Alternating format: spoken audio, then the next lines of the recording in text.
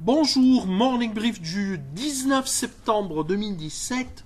Un début de semaine dans le rouge pour les bourses maghrébines, avec un Mazi qui suit une perte de 0,41% à 8,76% depuis le début de l'année. Pour ce qui est des variations, la principale a noté la hausse de Holmes de 5,98%, la progression de Naql de 2,80%.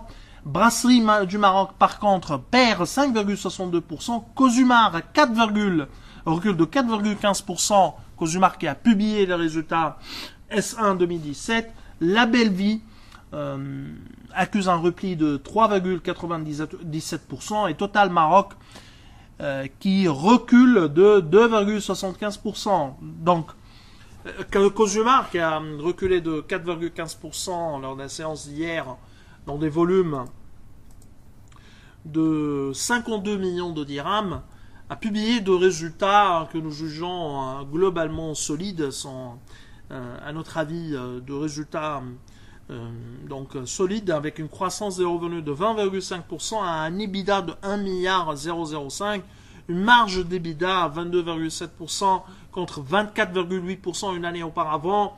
Nous, sur l'ensemble de l'année, on table sur une marge d'EBITDA de 24%, qui sera probablement difficile à réaliser, mais les conditions de marché sont globalement favorables, donc conditions de volume favorables selon Cosumar, notamment à l'export, aussi bien pour le sucre blanc, mais également pour le marché du sucre brut.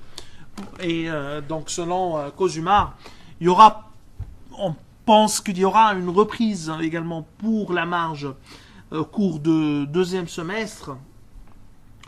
Donc le résultat net, il est de 560 millions de dirhams. Nous, sur l'ensemble de l'année, on table sur un résultat net part du groupe de 1 milliard 057. Donc globalement, on est bon pour ce qui est du bottom line. Et le groupe est également a annoncé que la raffinerie Dora Sugar Refinery en cours de réalisation sera...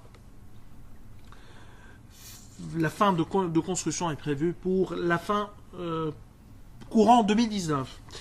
Alors Takamoroko a publié des résultats en ligne avec les attentes, des revenus stables mais des marges en amélioration, marge opérationnelle à 33% au 30 juin 2017 contre 30,7% une année auparavant. Le résultat net part du groupe s'établit à 536 millions de dirhams contre 467 une année auparavant. Alors le taux de disponibilité pour ce qui est de l'unité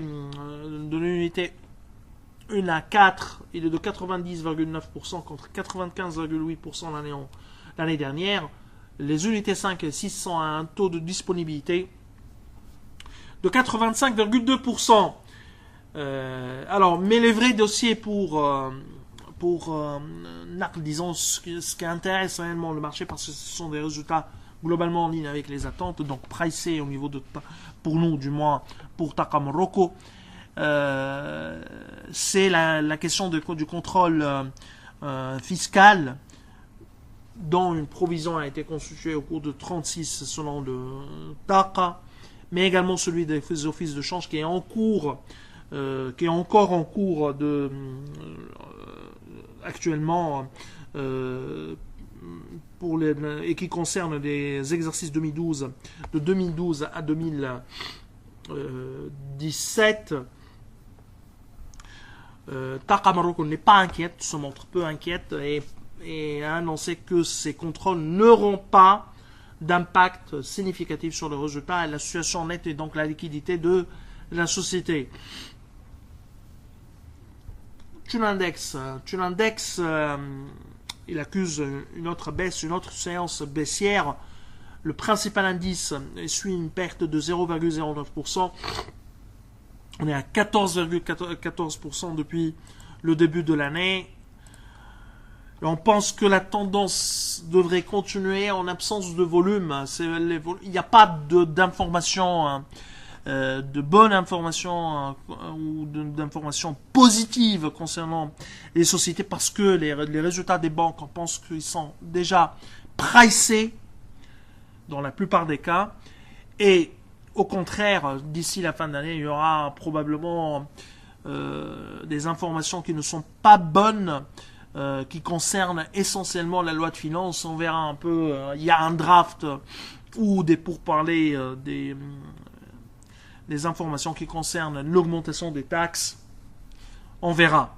Il n'y a pas encore de document officiel, mais ce qui est sûr, on aura un draft d'ici quelques jours pour ce qui est de la loi de finances 2018 qui s'annonce très très très difficile pour un budget qui sera très lourd cette fois, plus lourd que l'année dernière.